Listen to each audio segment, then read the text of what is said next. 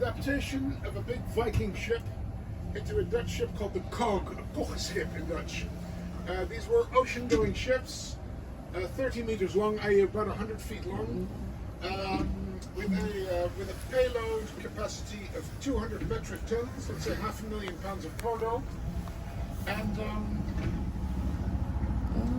those ships were seaworthy, but also crewable by a very small crew. And they were fast. So that meant that products like grain and timber, which otherwise would be too, they were too cheap to be transported over long distances, suddenly became available over very long distances inside the northwestern European markets. So these Kog ships would go down all the way to France to buy wine, and they would. Sorry, speaking of wine,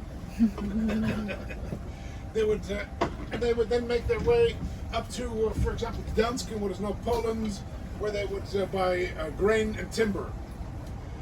By the way, that timber is vital to everything you see around you. More on that in a second. So this Kog ship was a big breakthrough. The other breakthrough was organizational, meaning that the merchants of that time, instead of putting all their cargo on a single ship, would spread their cargo across multiple ships, and all the merchants would do that.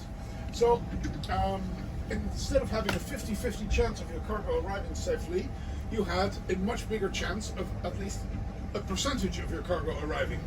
And by this shared and thereby reduced risk, they managed to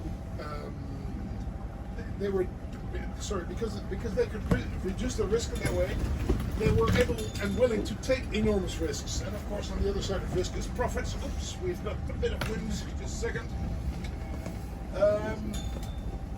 And this made the city of Amsterdam very rich in the 1200s. Now, the next major thing that happened in the development of our city, believe it or not, is a miracle, which turned Amsterdam into a holy destination, a place of pilgrimage.